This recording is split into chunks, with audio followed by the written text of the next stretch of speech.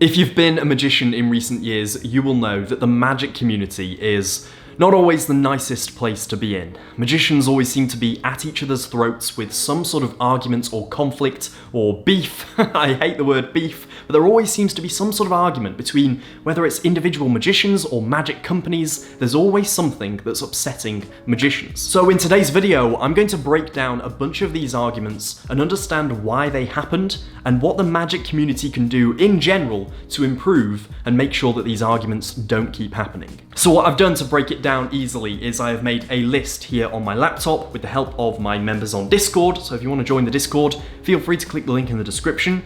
This is in no particular order, these are just ones that came to mind, and this list is by no means complete. Just before I get into this list, I do want to say that I've openly said in the past, I don't really care about beef. I don't really care about the drama. I don't care between what goes on and the clashing of horns. That doesn't really interest me. But in this video, I'm going to be talking about that because I think it's important to understand the root cause. And is there a common denominator between all these arguments? Is there something that magicians continually argue about? And maybe there's some sort of problem that needs fixing here. This is just going to be a sort of dissection. I don't know what that is, that's a horrible mime, I won't do that again. This is a dissection of the magic community. Starting off with Illusionist shutting down scandal. I did a whole video about this. They shut down their Instagram, they shut down their website, they left paying customers completely in the dark, and a lot of people were confused, and ultimately it was just a marketing strategy to reveal a rebrand to make their logo orange. Yeah. That was it, and you can understand why people were a bit annoyed because people had bought downloads and then thought that they'd lost them forever, and Illusionist were being very, very mysterious about all of this. They openly admitted it was a marketing strategy, but they left people confused for days. So yeah, this was a bit of an odd one. Magicians were complaining about this, and genuinely, I think the root cause of this was justified. A lot of people were annoyed at a big company who weren't telling them what they wanted to know. So yeah, I've got to say fair enough, really. This isn't a tier list, but if it was, I think fair enough would be a tier, and this would go in the fair enough tier. Next up is FU2, which is another drama involving Illusionist. Essentially, they released a trick called FU2, where a spectator names any card, they have a card in their hand. When they turn it over, it's just like a middle finger or something, or it says "F you" in text. And it's sort of played as a bit of a gag, but then underneath in small print it actually says their card, so it's sort of a gag that then turns into quite an impressive trick.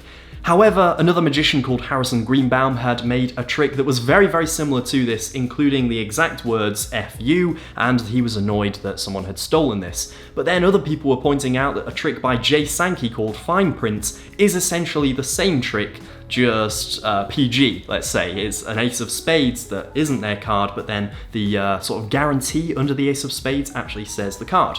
So it's another little play on the whole plot of you looking like you've got it wrong, but then in the small print on the card, you've actually got it right. The product got taken down, but then it got put back up. But then I think it got put back up. But then I think it got put back up. I can't say this. But then I think it got put back up, and yeah, another whole mess. Next up, we have a magician called Jibrizy, who you might have heard of. He's a very controversial figure in magic and has been involved in several different dramas with Chris Ramsay, Justin Miller, Shin Lim. He released a trick called Cake that was essentially promoting salt, which is just awful. The whole trick, the whole thing was you had to put your hands in the back pockets of a female spectator. It was just gross, it was just horrible, and then he's also, you know, had homophobic slurs and all that sort of stuff, sort of straying outside of the whole magic boundary. You know, some of these dramas are just about magic tricks, and, you know, we can sort of be self-aware and laugh at the fact that it is a little bit silly that we're, you know, arguing about magic tricks, but that's what we care about, and we, you know, if we're self-aware and we understand that it's just the art form of magic, then that's okay. But in this case, it sort of strays outside of the boundary of just magic and it turns into real world nasty stuff. So yeah. So when it comes to determining a root cause of these dramas, the reason I've lumped them all together is because I truly think the cause is just Gibreezy as a person. He has caused so many arguments, so many upsets. He's a controversial figure, and I think he likes that. I think he wants that. I think it's part of his character to be controversial. So that's ultimately the root cause. Moving on to a drama that I think is still a little bit funny to this day, Kayla Morelli versus Jeremy Griffith. Yes, I have said versus, as if it's a boxing fight. It may as well have been. This was a spitting match over Instagram, on Instagram stories. It was childish. There was playground insults being thrown out all over the place. Yo, Jeremy, don't talk to a king like that. I want you to step into my world. Everyone watch that Jeremy will not respond because it would be impossible for him to do what I just said. What am I doing? The root cause of it was, differing opinions on the style of magic. Is that something that we need to argue about? Absolutely not. The whole thing was a little bit silly, and I think that they both sort of realised that afterwards. This next one is a classic. This next one is... If magic drama was wine tasting, then this would be a fine vintage red, I think. This is Daniel Madison versus Jay Sankey. Just a true classic of magic drama. Essentially, these two magicians were arguing over who created which trick first, which is something that's never happened in Magic before, but this was all to do with the torn corner principle. You tear a corner off a card, it disappears, it reappears wherever you like. A great effect, something I've performed before in the past. Madison had put his name on the trick, and even released it with Illusionist and done projects about it, and really considered it his trick, a sort of hallmark Daniel Madison trick. But then Jay Sankey came along and said, actually, this is mine, I have evidence, I published it before you, and this is my trick, and you've been teaching it wrongfully. But then, in a sort of weird twist, very recently, Nicholas Lawrence, another magician, has chimed in and said, look boys, it's actually neither, I don't think he said look boys, I'm paraphrasing. Essentially, he came forward with evidence on his Instagram story saying that the trick didn't belong to either of them, it was actually a public domain effect that had been out for years. So again, this goes into the category of arguing about magic, and the root cause of this, once again, is the whole sort of moral grey area of publishing tricks. I think it was settled on quite good terms though, so I don't think it was too much of a sort of mess, but... So yeah, that is that one. Next up on the list, we have Nobody Knows. Disappointing people with a logo. I mean, this doesn't take much explanation. Essentially, Nobody Knows were hyping up this product for quite a while. They sent people space food as part of the marketing, which was a bit weird, and then they released the actual product, and it was a deck of cards with their logo on it, and people were sad. I made a whole video about that. How did I make a whole video about that? That's it. That's the whole drama. Yeah, that was boring. Right, moving on. Next up, another deck of cards related drama. This one was slightly more interesting. Daniel Schneider released a deck of cards that was to do with breast cancer awareness. He openly said that his sister had had experience with breast cancer. He wanted to do something with this, and he made an eye-catching deck of cards in order to raise awareness for breast cancer. I thought it was a really good cause. I thought the deck did its purpose of making light of a dark topic, and a lot of magicians thought that it was pervy and sexual, and there were a lot of weird and nasty comments flying around. I stood up for Daniel Schneider. I got the message of the deck. I thought it was well-meaning, well-intentioned, but ultimately the pressure and the sort of response, the backlash was too much, and he decided to pull the project from Kickstarter and not do it. This was a really interesting topic, I thought, because I actually thought it was a really clever way of exposing a small community like the Magic and playing card community, exposing that to an issue that affects so many people. I thought was really, really clever, and I hope more decks of cards do that in the future.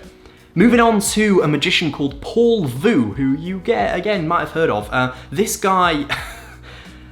this guy. Like a lot of the topics on this list, I could go into a lot of detail about what happened with Paul Vu because I think it's a really fascinating story. What I am going to do is link below in the description some videos from a channel called Sleight of Tongue, who is a very funny guy. He's done some videos on this going into detail, so I'm just skimming the surface because there's a lot I need to talk about, but if you want to learn more about these topics, the link is in the description to his videos about them. So essentially, Paul Vu, there was a sort of Kickstarter scam, a GoFundMe scam. There was a whole magic course where people didn't receive the products that they had backed for, and then he did a whole thing that was like a live program with live streams, but the live streams weren't live, they were just pre-recorded videos, and he was pretending to talk to a chat. I mean, how did he think he was gonna get away with that? I find that so funny. That is weird. Okay, moving on to another Daniel Madison related drama. This was when he said he was better than Erdnase. Remember this? Remember how upset people got? He was working for Illusionist. He was doing a project to do with Erdnase, who was a historical magician who famously published Expert at the Card Table. Looking back, I really don't understand why people were that annoyed about it. I mean, it's not like anyone knew Erdnase. The guy is dead. I'm sure lots of people are better than Erdnase. In fact, I'm gonna come out and say I'm better than Erdnase. Why not? What can anyone do about it? No one can prove it either way, so it's a bit of a silly argument. Blimey, another Illusionist thing on this list. That must be some sort of record. This is a product called Face Off by Ron Salamancero. This turned into just so many magicians all claiming that they had created the same effect. Yeah, lots of magicians. Blake Voigt was one of them. You tear 2 cards and restore them back to front. I'm not going to go on too long about it because essentially it was just magicians arguing about tricks. So it goes into the magicians arguing about tricks category. The penultimate one on this list, again, this is a really interesting one. And you know how I was saying about sometimes drama in the magic community sort of extending to something a little bit more serious, like with Jibrizy and like with, I guess, the Daniel Schneider deck, sort of exposing the magic community to issues that are far beyond just arguing about silly little magic tricks.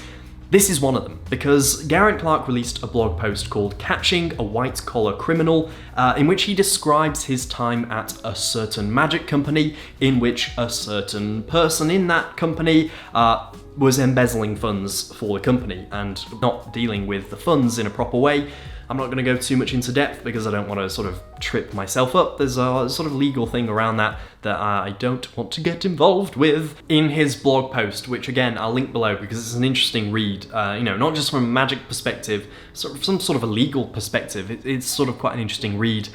He says that the final combined total, and again this is talking about the funds, was $39,000/$50,000. That's a lot of money, and that is not something that can sort of be taken lightly. So yeah, that was a sort of drama that extended into something a lot more serious. The final thing I'm going to talk about, just to sort of bring it back to magic, is Switch 1 by Christian Grace. And originally I wanted to make a whole video just talking about this, but I thought I'd include it in this video, really sort of, again, dissecting the magic community and why these arguments happen. So, what is Switch 1 and why did it cause so much controversy? Well, Switch 1 is obviously called Switch 1, so you'd assume it was a Switch, and if you watched the trailer and saw the marketing material back then, you'd be convinced that you were buying a Switch, because it looked like a Switch, they're talking about a Switch, everything is to do with the Switch. So I thought, okay, great, they've come up with some sort of sleight of hand card switch, interesting. Then I checked out the product page. Wow! That's a hefty price tag for a Switch. I thought this can't be a sleight of hand switch. It has to be some sort of product or secret hidden device utility thing in his hand that does the switch for you, because, you know, it can't possibly be a sleight of hand switch for that amount of money. And then as people started to buy the product and receive them, it came to light that actually the switch is sort of secondary. That's not what you're buying. You're buying a product, yes, but the product is an index.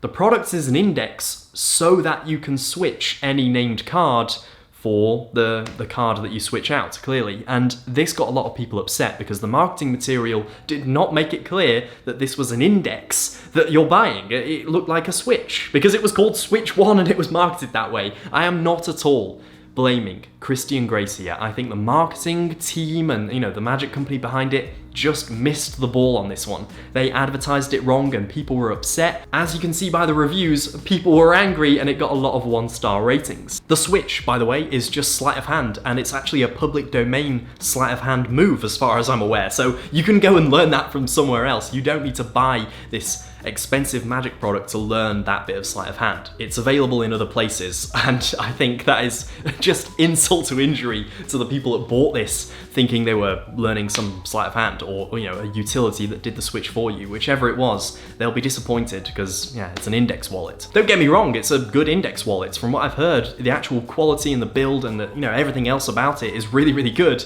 except the marketing. So it's sort of a shame that Christian Grace's creation has got very, very mixed up and turned into something that it really wasn't. However, that isn't where the drama ends. For the drama itself, we need to head to the darkest corner of the internet. We need to get out the lamp and head down into the deepest recess of the online world. I'm talking about a comment section on a review of a magic product on a magic website. The promo videos would have you believe you are purchasing a device that will help you accomplish a visual transposition in front of a spectator. Blah blah blah. You need to know what you're paying for. It's a wallet, it's just a damn wallet. It does none of the work for you. It's a filing cabinet in your pocket. They were annoyed that they paid $75 for a wallet, as you would be a little bit if you didn't know you were buying that. In the comments below the review, people are chiming in with agreement and saying, yep, this is spot on, $75 for a wallet. This is really helpful, it looked fishy from a mile away, really informative, saved me some bucks, all that sort of stuff. Now, this is where things take a turn. Magic Mark 52, who you might know better as Mark Calabrese, chimes into the conversation with this. This is for the original reviewer. Quit magic. You don't understand magic. You don't understand what you have in your possession. You don't even know how ridiculous you sound. You're a lazy, bad magician. And if you see me if you see me at a convention, tell me it's you so I can tell you to your face. Mark Calabrese. Now I think it's safe to say that Christian Grace, the original creator of the trick, doesn't endorse this comment, and I want that to be known, because this is an absolutely horrible comment. This is disgusting, actually. And sort of threateningly saying, if you see me at a convention, tell me so I can tell to your face. What are you on about? All this guy was doing was sharing his opinion, which he is 100% entitled to, and lots of people, like Magic Patoche 22 here says, lots of people agree with them. They're allowed to share a review, and Mark has just come in with all guns blazing at some guy who's just saying what he thinks about a magic product. This whole, see me at a magic convention thing, I find so cringy. I mean, it's not like at a magic convention there's gonna be this huge dramatic duel between two magicians, guns drawn and all that sort of stuff. That doesn't happen between magicians, and nor should it. Imagine the original reviewer just got into magic. They've just discovered their passion for magic and fallen in love with it, as we all have as magicians. They've just done that, and then some professional magician on the internet has just told them to quit. I can't put into words how disheartening that is. That is honestly horrible. But when it comes to fixing a lot of these arguments, the whole point of this video is, can we ensure that these arguments don't just happen again and again and again in the magic community and move forwards with positivity? And the answer, I think, is yes. I think there are a couple of ways that I've spoken about in the past that can help the magic community. The first one being a platform where everyone knows who published what first. A huge database of every single magic release and published effect that is out there. The next thing that I really think would help is honest marketing. I'm not saying reveal the secrets, because obviously that's what people are buying the effect for, but just tell people what exactly they're buying and just cut out dishonest marketing. So there we have this video, a bit of a tough one to make. A lot of different opinions are going to be flying around. Make sure to leave your opinions in the comments. It really helps the video's interaction, which means that more people can enjoy this video like you did. And if you did, make sure to click the thumbs up button down below, subscribe if you are new, and join the channel, and I'll see you very, very soon.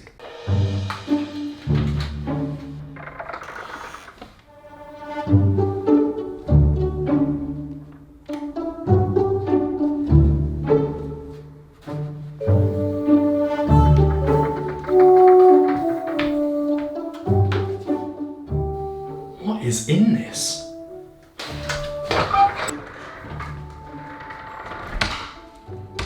Mike? Cavan, glad you could make it. Mike, this is my flat. You can't. I mean, what is happening? Who are these people? Welcome to MikeCon. It's good, isn't it? MikeCon. As in con. You're doing like fake giveaways again. No, not that sort of con. No, it's a convention, a magic convention, where like-minded magicians come together and talk about magic. It's always a good time. In my flat. I think you mean our flat. Oh, okay, and when did you last pay rent, sorry? Okay, that is a good question. I mean, here's a better question. Why do they all look like you? Do you think we look the same? I mean, I did have a suspicion about Mark over there. He calls himself Mainstream Mark, and I think he's copying my look. Excuse me, coming through. Mainstream Mike, I've been looking for you. Who is this guy? This is Traditional Tony. He's a classical magician, and I may or may not have stolen his trick a while ago. Oh, great. Another comic relief character. That's just what this channel needs. Now listen here, Mike. You've stolen my tricks for the last time.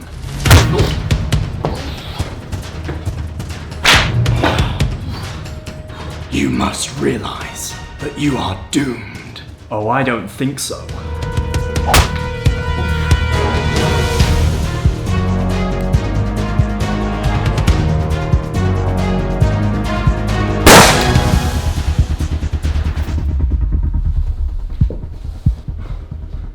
Mike? Mike? He's gone. Mike really was one of a kind. Guys, I'm not dead. He missed. Huh. Okay. Drink, anyone?